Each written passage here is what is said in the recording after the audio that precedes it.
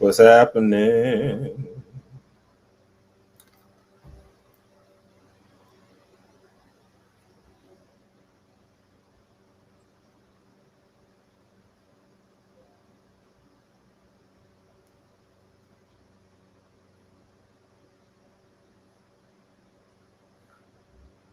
What up, what up, what up?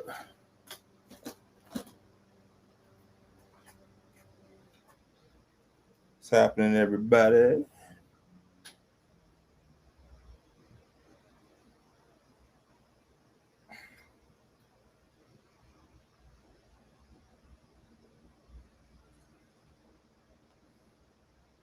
Dean Spencer was good, G.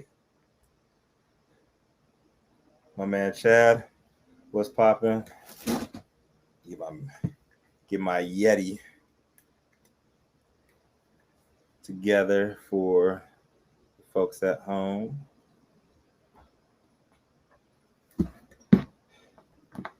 Better sound quality.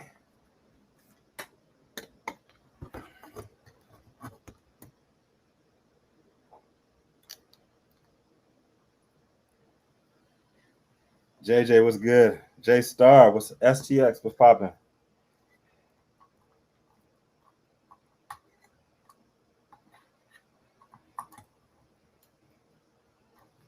I just got to plug in my Yeti here so get better sound quality for the folks on YouTube. And what's happening? Peace, Obal. Veronica, what's good? Canadian Nick, what's popping, brother? Got to get your take on this, man.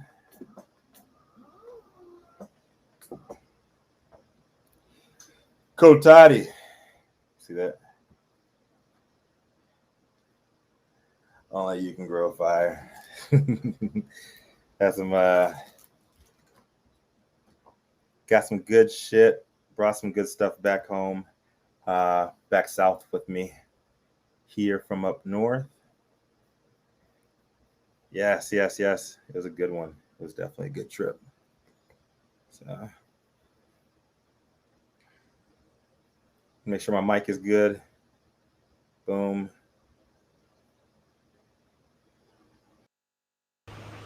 Got that going.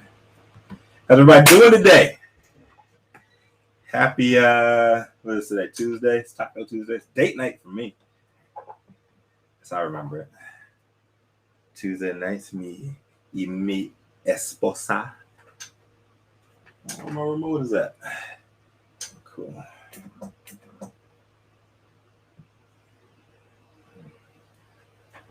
Excellent. Yes. Harvest Honey, what up? Go, what up? JJ Million, what's good, brother? What's good? I'm back in VA in a month or two. I'll let you know what's good. You caught us on the NewsHour? I love it. So let's hop right into it, everybody. What's poppin'? My name is Rico Lamite, CEO and founder of CANiVISION Global, also correspondent for State of Cannabis NewsHour. We are on the air every morning, 9 a.m. to 10 a.m. Pacific, and that's noon for all you jab turkeys on the East Coast, where you can get your daily dose. Every single day, we have 4 minutes and 20 seconds to go over stories that either we pick or we actually get them from a pool too.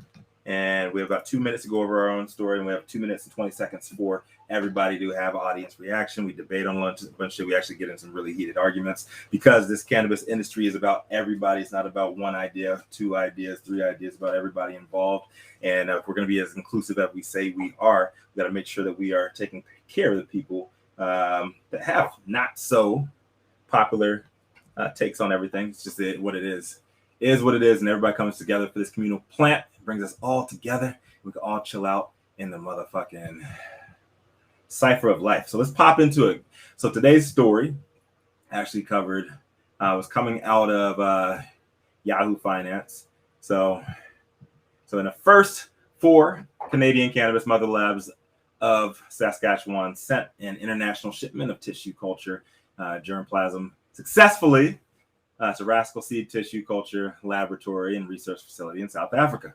Two companies are involved in a multi-year partnership where Mother will be supplying Rascal with the premium, high-quality cannabis cultivars ranging from 22 to 30% THC and 3% terpenes. Canadian companies are looking to use their experience in technology, trading, experience with verified pest and pathogen-free cannabis genetics and support the cannabis reforms that are currently sweeping the continent of Africa. I actually covered that story 2 months ago. Matt, if you remember, we actually talked about that. Chad Watson was good in the room, brother. We actually talked about that South African opportunity, and I got some good pushback today too. We're going to talk about that, about these companies entering the African continent, and we got mixed feelings on it, man. We know how colonization happened in the past, but we're going to get to that at the end here. All right, so Canadian companies are looking to use their experience trading pests and pathogen-free cannabis genetics to support the cannabis research reforms that they have going on out there. Basically, the African continent is in big-time debt when it comes for a lot of the money that the Chinese gave them. Bad loans. Think of them as payday loans that China gave everybody that needed cash. And they're using some of that money to invite cannabis companies from all over the world, asking them to invest in the continent. Got lots of land, lots of resources. Hopefully they don't get taken advantage of like they were before. So the South African regulated cannabis industry is predicted to be worth as much as $7.1 billion by 2023, and Canada's they have made sure that they have answered the call as soon as South Africa came up and said that we need this green fund. We have this huge green fund that we're building. Please come invest in these companies. Please come out and help us develop our cannabis market. So this is directly from Mother Labs CEO Brian Bain. If I get anybody from Mother Labs, they said they were going to check in on the live feed today. Hopefully we can get them on here with us live. We cover this, so I can get a take from them too. This successful delivery and long-term partnership signals a new age of cannabis distribution on a global level. Mother Labs is leveraging our extensive list of high-performing cultivars and industry partnerships to bring South Africa's medical community up to speed with emerging genetic trends and unique cannabinoid terpene profiles. So any of my Canadian people in the room, you tell me, can you guys speak for the genetics of Mother Labs? Because I don't want to call people out either way, one way or the other. But I do know that Canada has had a lot of issues domestically because they can't really market their products like at all. They can't really advertise, market, or anything like that. You have the same product in the same packaging. You go in any of the dispensaries, so it's kind of just like a word of mouth thing, and that's probably why I'm speculating here. I'm saying that's probably why Drake ended up exiting his deal with Cannabis, because you can't really push your product if you want to out there. It just is what it is. So they have come through on a lot of big deals recently internationally. So I would say watch out for what Canada is doing on the international level. I believe Mexico, and Colombia, you're going to see a lot of action from them internationally, doing big things with global trade, exporting, especially out of Canada. Canadian market's going to top out around like $5 billion, period. All right, so you just got to be aware of that. The Canadian market has a ceiling, and they've almost reached that. But they are open to exporting, so you can see a lot of Canadian exports going to the rest of the world, and Africa is just one of them. So I got a lot of pushback this morning about people saying, "Oh yeah, you're saying like you're supporting colonialism, like it should be like the local people, blah blah blah." Like, yes. However, it's a huge continent, number one. Number two, they're in massive debt, bad debt from China, and they have to pay that shit off.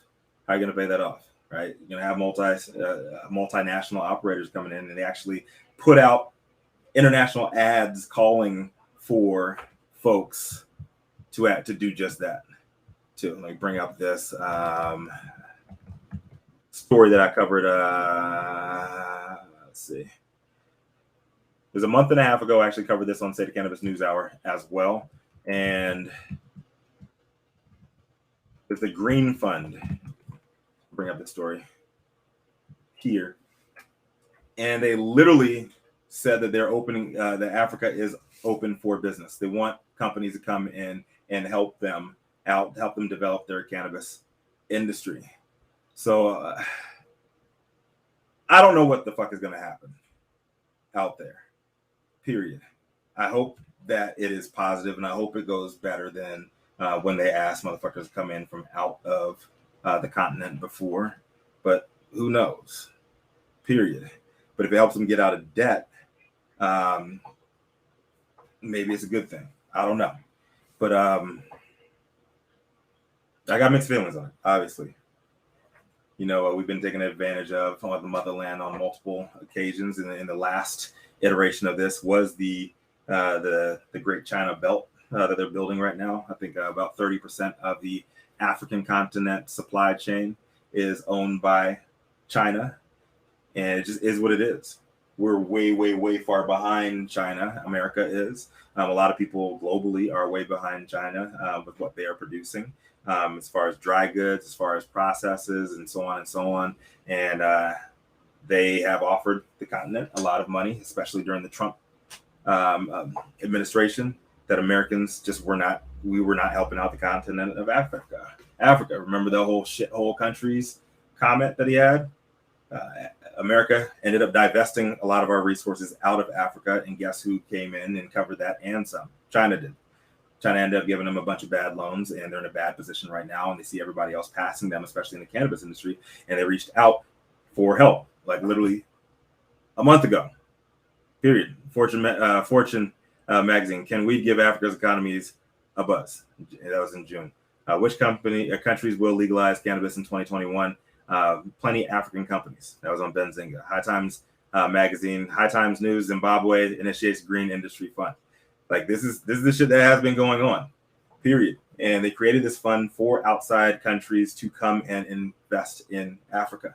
So it's not me just like supporting the initiative and everything. I hope they get out of debt. I hope they're not underwater when it comes to China. And I hope to God we don't have another colonization, whether it's economically or physically, we don't have another colonization issue like we've had multiple times in the past in Africa. So I hope this goes through properly, and I hope everything works out. But I would love to hear if any of my Canadian people are in the room with us. Big Nick, what's good, brother? What's up, Green Leaves, Baby Dabs, Andre Sty, Addie Lanita, Keith Boy 23, CBD Sundays, my people. Peace Obal, my man Chad Watson, Lamert Park, stand up, Circle Crew, what's popping? Yeah, anybody Canadian, where you at, bro? Anybody from Canada can speak freely on Uruguay. What's happening? Andre Sty from Uruguay. I have to make it out to Uruguay, man. Seriously, I'm Panamanian. So I'm the only person in my family that has not been to my country. So I know my grandmother is rolling in her grave right now. I'm like, my Spanish is trash right now. And fun fact. I actually spoke more fluent Spanish in Chicago than before moving out here to LA. There's so many people in LA that got like Mexican accents, they're Salvadorian, they got all kinds of folks with accents, but they don't speak Spanish. I'm not gonna call out any names, but a couple of them are in the room right now. What up, Kitty V39?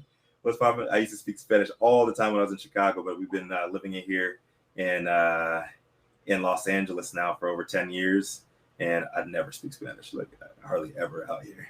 Definitely got to make it out to Uruguay. Appreciate you checking in, brother. Anybody want to talk on this shit, man? Any of my Canadian people, had a couple of them reach out during the day.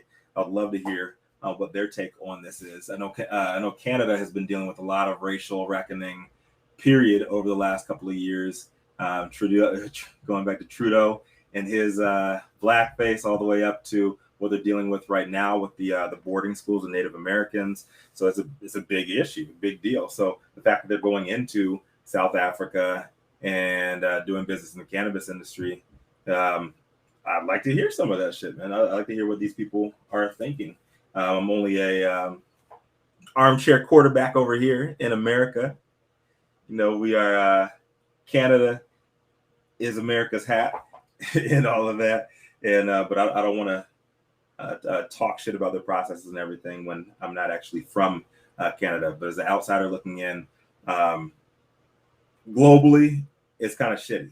And a bunch of people reach out from South Africa, Clubhouse this morning, as well as DM me on Instagram saying, "Oh, we have these companies, we're doing this, we're doing that," and cannabis has been going on for quite a long time here in South Africa. But you guys aren't making money, and that was my main rebuttal to them. You guys aren't making money, especially on a global sense. How are you going to poke a hole in that debt? Fitzpatrick's was good. How are you going to poke a hole in that debt with China if you are not making money off of it? You're going to need these institutional deals. Like, as shitty as it sounds, as shitty as it might be for every one of us on the outside looking in, the country has to make money. The continent has to make money. And they made a live announcement that they are opening up their businesses to companies and corporations outside of the continent. Come do business with us. Come invest in what we've got going on here, because we need really to boost this. And I can bring up the story right now that I actually covered on NewsHour last month. It was the one out of High Times. It was a Zimbabwe initiates the Green Industry Fund, and I think they have until like 2030 to pay off like a shit ton of debt, and they're going to need to boost all of that. And if cannabis is looking to be $7 billion industry in South Africa by 2023, think about what kind of other investments you can do in the African industry too. So a couple of questions that I had on this issue. Let me run through those really quickly. So Canada's industries stumble domestically. Are we going to see more big global deals like this from Canada? Yes, we're seeing a bunch of these already. We're seeing Canada doing work on the export side, technology with cultivars, like all that stuff you can't do in America. Canada, Mexico, see Colombia, they're making a lot of these moves internationally, and we're going to be lagging when it comes to that aspect as a country. America is. With the African continent's past issues with the European colonization, can cannabis partnerships actually work? I don't know. I hope so. That's all I can say. I don't know. I hope so. And I hope this isn't another colonization effort, even if it is on the economic side, because we know that nothing really matters in the world now except for money and power anyways, on a global level. So hopefully they don't get finessed by these Canadians, the smooth talking Canadians, eh? And hopefully it works out. Why does Africa need Canadian genetics when some of the world's best is already there? Good fucking question. I don't know. There's a lot of great cultivars already in Africa. There's a lot of great cultivators out in on the continent as well. I'd like to hear more from our South African people. Shout out to Crescent. I'll be reaching back out to her, connect with some South Africans in the cannabis game and see what the holdup is out there. Why do they need Canadian cultivars? Before I talk shit about Canadian weed, shout out to BC Buds. Before I talk shit about Canadian weed, I'm not as well versed when it comes to Mother Labs and the product that they have. It could be a good product. I don't know. They did say premium cannabis, 22 to 30% THC. If that's what premium cannabis is, if that's what that means, that's what's in the streets right now. I don't know if Harvest Honey's still in here with us. She can give you a great education on why terpenes are more important than THC percentage. Like breaking into that, especially beyond people in the emerging markets. If you're looking for a high THC, you want someone to smack you in the face, you're going to pay more for that. Are you going to pay, I don't know, $60-$70 for an eighth of Everclear of grain alcohol just so you can get super fucked up? Or do you want that entourage effect? Do you want to actually feel good? You want to go for the actual effect, the dulling effect, the numbing effect? Do you want to go for a head high, social high? You need to be learning about the terpenes. It's not just the THC levels. That's one of the first things that I learned when I moved out here to California to get y'all's education up. That was kind of a red flag for me that actually putting that in a press release, like premium cannabis 22 to 30%. Like that doesn't mean it's premium cannabis. All right, so in closing, with everybody, like it's a mixed bag on this one, man. I think it's a good opportunity in Africa. I want to see more American companies actually investing in the continent and more people of color with money moving out there. But I think it's a good opportunity for South Africa to work with, I guess, Mother Labs if it turns out to be a reputable company. Really didn't see like much of them. Couldn't really find too much on them online, obviously, because it's a Canadian company. You can't really market your product. So it also opens yourself up in negotiations with the Canadian company. They say, "Oh yeah, we're the best at genetics. We do this, we do that, do that, do that. We've already done this," and you can't advertise your product if you don't have a lot of people who are giving great reviews or anything like that. It's kind of hard to take that sentiment seriously. So that's why I was hoping to have some of my Canadian folks. I'll get some of my Canadian people to chip in on it too. Much love, Fitzpatrick's, like always, man. So for those of you guys just tuning in, about to close it out in a second here. Here's a story that we covered today on State of Cannabis NewsHour. This is actually coming out of Yahoo Finance. International first Canadian company sends cannabis tissue, has a tissue germplasm to South Africa. And talking about why it's important. It's very important we talk about stuff like this as it's happening because it could be the beginning of colonization again for Africa. It might not be. It could be just like a huge money play, and South Africa could be the biggest benefactor of this entire deal.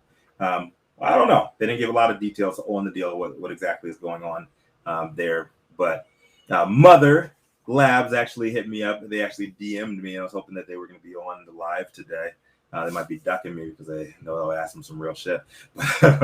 Yeah, they have 4,300 followers, and they say that they're super high-end premium cannabis. Like, I don't even know what that means anymore. So, especially on a global level, anybody can say that. And you're coming out of an established market, you can say you're premium, but what makes you premium? That is always going to be the question up in the air. Like, we don't believe you need more people. Just saying. All right, so in closing, I hope everything works out well with this deal. I'll be keeping my eye on it. I think it's very, very important we talk about what's going on globally, sometimes even more so than what's happening domestically. I know the world is going to follow us into the path of legalization. It's going to be all good and fine when that happens, but we still have some time to go for that. The rest of the world is moving forward on medical cannabis as well as industrial hemp. You're going to see more and more big deals happening internationally like this. And I think this is probably the first of many coming out of Canada. And hopefully more money will be pumped into South Africa without a lot of the colonialism tinges that we've seen in the past. So that's about it for me today, boys and girls. I'm back home in Los Angeles. I hope everybody's good. Make sure you guys are hugging on your mama, kissing on your babies, like all of that. Look around, and there's no place else to turn. You can always turn the fuck up. Catch us tomorrow on State of Cannabis NewsHour. We can get your daily dose, and I'll be able to get you some of this good commentary in the afternoon too. So very, very tepid on my response when it comes to this issue. I'll just be watching it closely. I hope everybody else is too. And I'll see you motherfuckers tomorrow.